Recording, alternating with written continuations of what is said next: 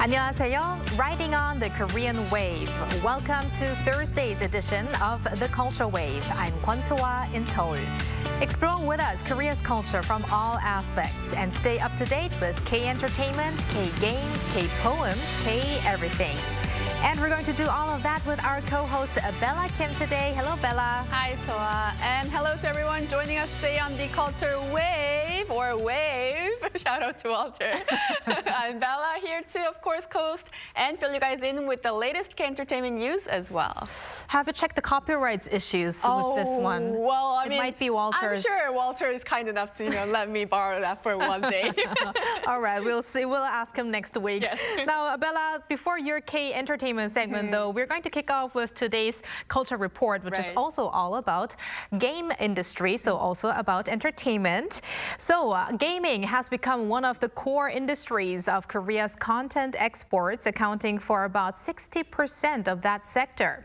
Accordingly, the Korea Creative Content Agency will expand support in this field. Jin has the details of this plan.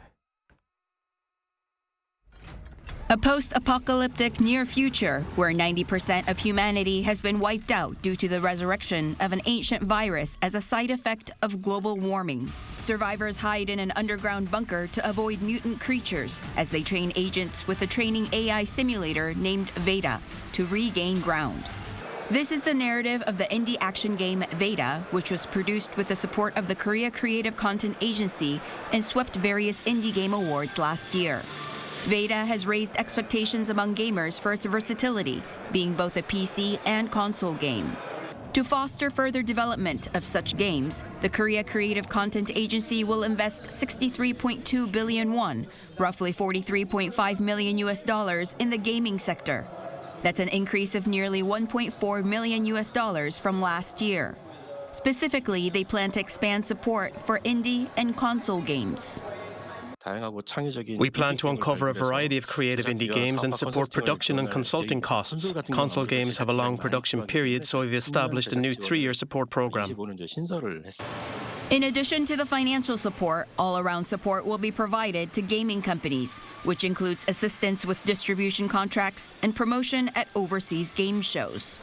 The Korea Creative Content Agency will also actively respond to the problems that exist in the registration of game disease codes that can cause great damage to the game industry. As of the first half of 2024, games accounted for about 60% of Korea's content industry exports, steadily becoming established as a core export asset. 이은진, Arirang News.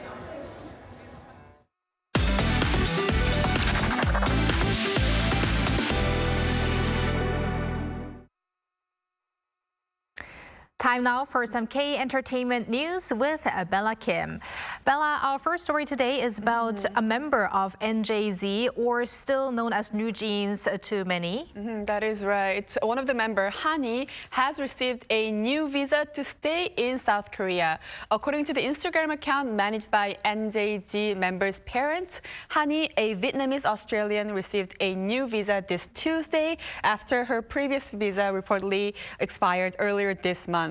Foreigners wishing to work in the local entertainment industry are required to obtain an E6 visa, which typically allows for a stay of up to 2 years. The Instagram post did not state the type of visa Hanni has received this time. The parents also mentioned that the group's agency, Adore, pressured Hanni and the parents to sign a visa extension agreement that stated Adore as Hanni's agency, saying that she is at risk of becoming an illegal resident. Meanwhile, NJZ rebranded itself last week after a dispute with Adore, although Adore had expressed its discontent towards the rebranding, as Walter reported earlier this week. And their first performance under the new name, NJG, will be at the music festival Complex Con in Hong Kong, which will be held next month. Something tells me that this dispute is going to still continue between NJZ and Adore. So please keep us updated on the issues. And also we have another story about female artists. Yes, that is correct. On Wednesday, it was revealed that girl group aespa and Jennie from Blackpink are set to be honored at the 2025 Billboard Women in Music Awards. Jennie will receive the Global Force Award. According to Billboard, Jennie has taken over the charts, as we covered it many times, and stages, both as a member of Blackpink and also as a solo artist as well. She is gearing up to release her debut solo album, Ruby, on March 7th. Another winner, aespa, will receive the Group of the Year award, as they were recognized for expanding their global tour and for releasing their album Armageddon in May 2024. Billboard Women in Music celebrates the incredible women who continue to drive innovation, inspire change, and reshape the future of music. The girl group Twice and NJG were previous winners of this award, and the 2025 Billboard Women in Music Awards ceremony will take place on March 29th at YouTube Theater in Hollywood Park, California. Great to see all those female K-pop artists doing so well. And last but not least, our last story is about a new movie, or should I say concert? It could be both, movie or concert. 이찬원 concert 찬가 Dear My Chance, a concert film about true singer 이찬원, will premiere on the 26th of this month. The film will show 이찬원's energetic and passionate performances along with his life stories. And his concert, this is actually his first concert film, and it will also include behind the scenes of his concert tour as well. 이찬원's 2024 nationwide tour, 찬가, which actually translates to Anthem, was held in 8 different cities, including Seoul, Incheon, Busan, and Daegu. The film 이찬원 concert 찬가 Dear My Chance will premiere on February 26th, exclusive at CGV theaters. Trot fans should mark their calendars for that. And thank you very much, Bella, for those K-Enter updates. My pleasure. And now let's find out what our AI anchor Ari has in store for other culture-related news. Hello and welcome to your AI guide to the latest cultural updates from Korea. Let's dive into the first story. Korean ballerino Park Yoon-jae held a press conference after his historic win at the prestigious Prix de Lausanne in Switzerland. Sharing his thoughts on the achievement, he said that he believes individuality, a unique style, and the courage to believe in oneself and move forward were key factors in the competition's scoring. He also expressed his desire to dance freely around the world without being tied to one place. Culture Minister Yoo In-chong congratulated Park on his victory, calling it a great step in showcasing the strength and prestige of Korean ballet on the global stage. The 75th Berlin International Film Festival kicks off on Thursday local time, with a lineup of Korean films set to captivate audiences. The most anticipated film is director Bong Joon-ho's Hollywood sci-fi movie Mickey 17, which has been invited to the special gala section to be screened on Saturday. The festival described Bong as the writer and director of Parasite, once again delivering a dazzling cinematic experience. Director Hong Sang-soo, a regular at Berlinale, enters the competition section with his 33rd feature film, What Does That Nature Say to You?, which will premiere next Thursday. Meanwhile, director Min Gyu-dong's vengeance thriller The Old Woman with a Knife will have its world premiere as a late-night Berlinale special. The 13th Diaspora Film Festival will take place across Incheon in May. Organized by the Incheon Film Commission, the festival has been held annually since 2013 to promote the values of diversity and tolerance, spotlighting the experiences of migrants and refugees facing discrimination. The commission says the number of domestic and international submissions hit a record high this year. In addition to the festival's regular venues, such as Korea's first indoor theater, Aegon Multiplex Cinema, and Incheon Art Platform, this year's event will also include screenings at Incheon Meeting Theater, a beloved local cinema with deep ties to the community. The full lineup and special programs will be unveiled on the festival's official website in early May. That's all from me. Keep it tuned to Arirang.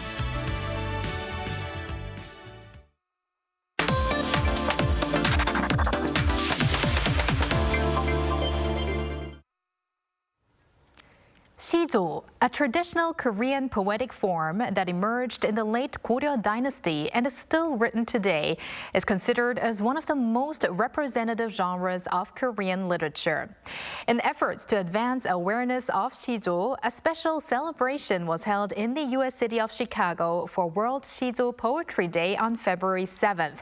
Let's hear more about this event and Sijo from Lucy Park, Executive Director of the Sejong Cultural Society, who is now connected to us. Hello, Director Park. Oh, hi. Thank you for inviting me. Thank you for joining us on the program. So first off, the Sejong Cultural Society hosted a celebration, as I mentioned, marking World Sijo Poetry Day last Friday. So please tell us a bit about this event as well as your organization. Yeah, the Sejong Cultural Society established World Sijo Poetry Day to promote global awareness of Sijo poetry and highlight its cultural significance. Our goal is to make this an annual celebration featuring diverse programs and activities dedicated to Sijo. So on February 7th, we began World Sijo Poetry Day event with a brief introduction by Professor Mark Peterson, followed by proclamation ceremony conducted by the Board of Directors of Sejong Cultural Society.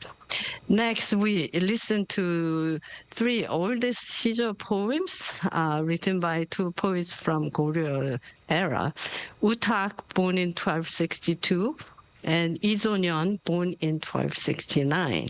These were recited by Professor Mark Peterson and Professor Sung-gun Kim. Both are judges of Sejong writing competition. Following this, two distinguished American Sijo poets, Linda Sue Park and David McCann, recited their own English Sijo.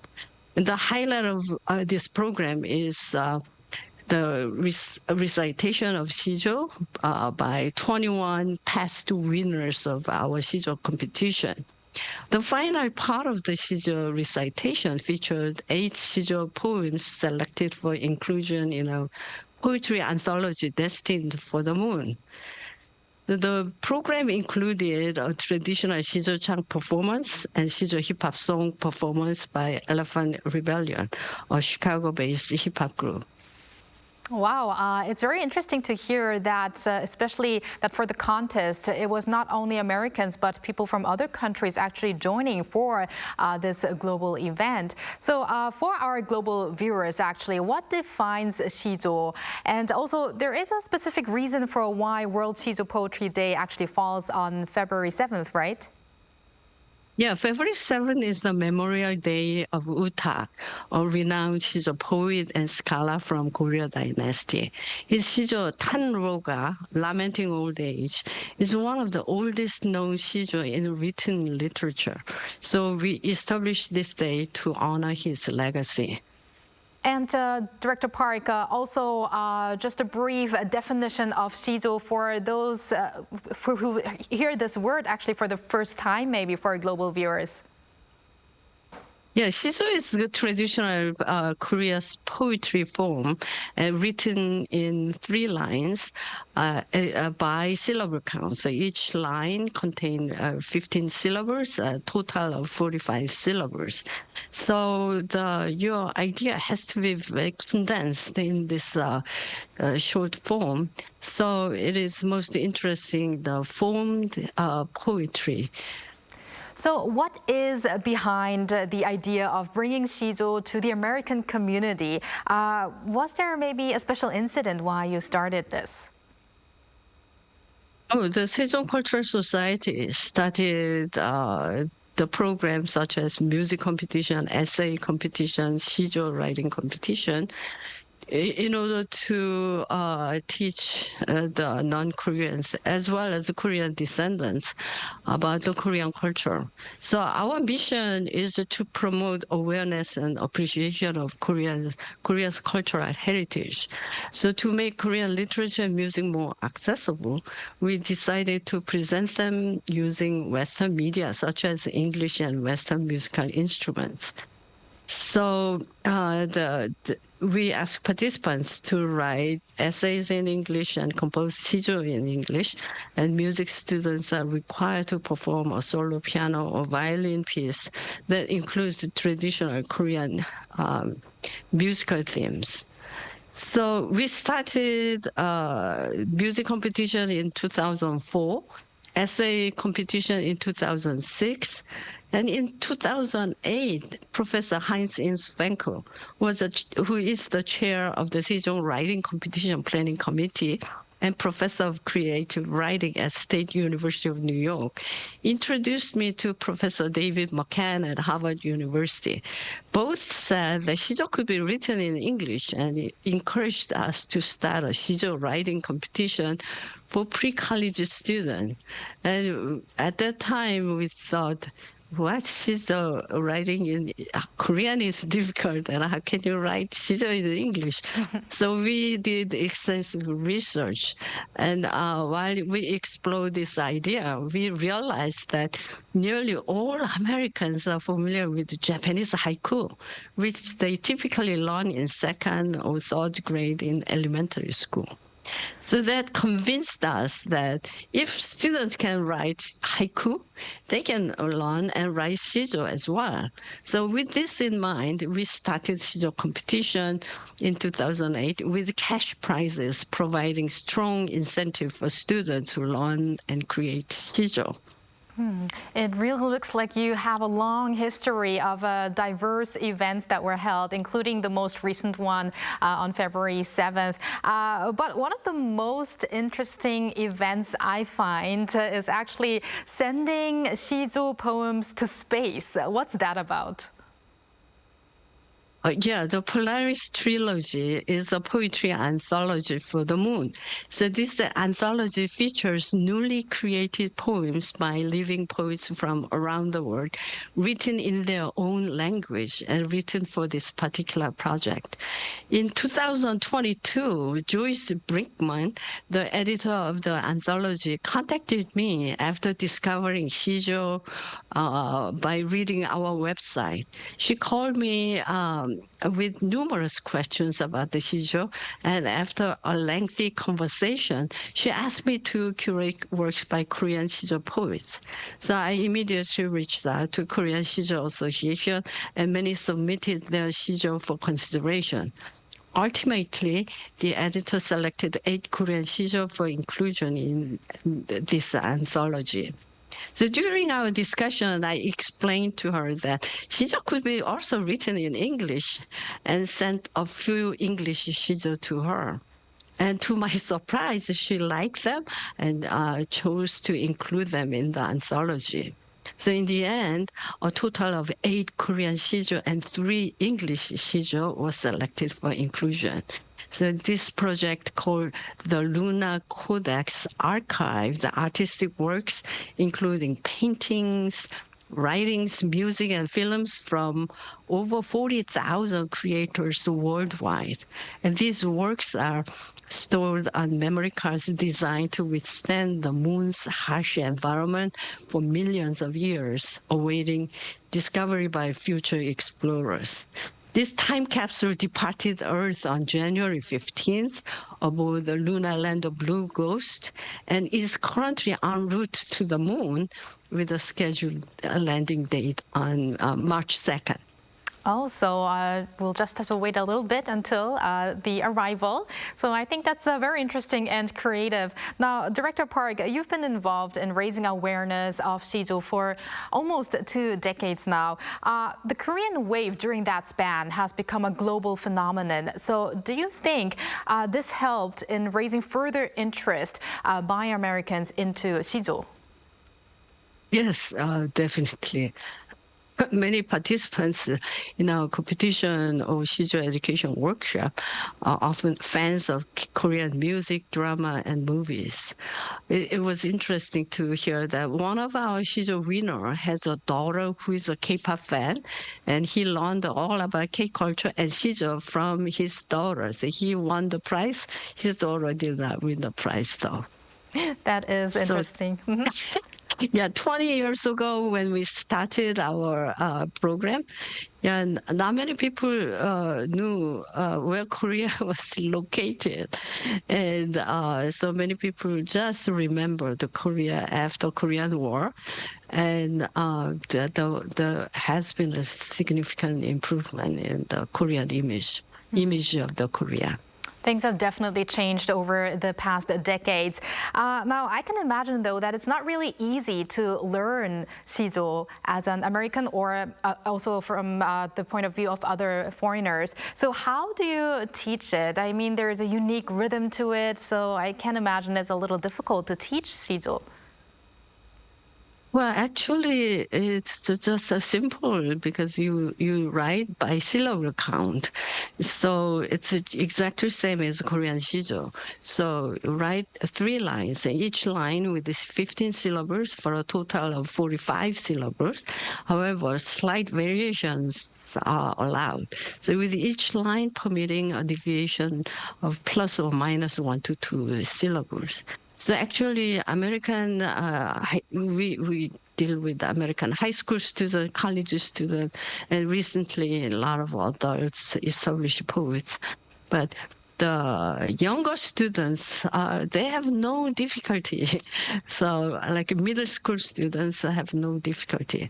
And they think it's like a game, counting the syllables, and they really love it. And they often ask me how the Korean children are learning Sijo. So I'm hoping that Korean schools teach Sijo too. Now, I think by now, many of our viewers would be actually interested in how Sijo sounds, how a Sijo poem would sound. So would it be possible if we could hear a Sijo from you, Director Park? Yeah, this is my Sijo that was included in the anthology that went to the moon. So I wrote in English and then translated into Korean. It's a Korean adaptation. So I will read the Korean part first. Sure. 달. 어머니 떠나신 날 본 창백한 초승달. 아버지 가신 날에 날 내려다본 반달. 오늘 밤 저 달은 온화한 미소로 누굴 위로하나. I sat under a pale crescent moon when I learned of Mom's passing. Half moon, smudged by the night cloud, gazed at me when Dad departed. Dear moon, with your caressing smile, who are you comforting tonight? Wow, that was beautiful and heart-aching at the same time, Director Park. And I mean, 2 totally different languages, but with the elements of Sijo, you could really see how you can convey the same emotions in both languages. So thank you for that. Thank you. And one final question, Director Park. What do you ultimately hope to accomplish by bringing Sijo into American society? And could you also share some of your future plans at the Sejong Cultural Society in terms of spreading awareness of Korean culture? Yeah, teaching Sijo offers an excellent introduction to Korean history and culture.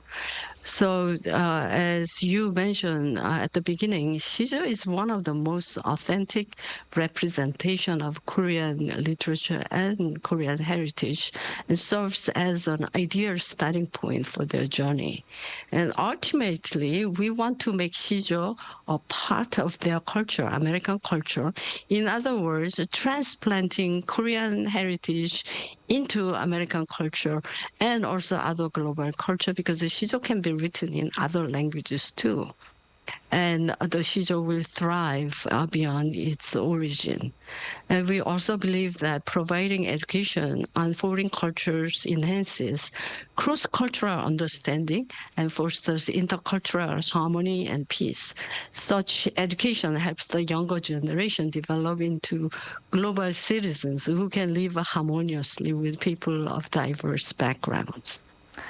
Well, thank you very much, Director Park, for connecting with us today and, of course, for promoting the art of Sijo in the U.S. as well as other aspects of Korean culture. Thank you very much. Thank you. And thank you for spending the past half an hour with us on the Culture Wave, and hope you join us again on Friday at 2 p.m. Korea time and maybe one day here in Korea.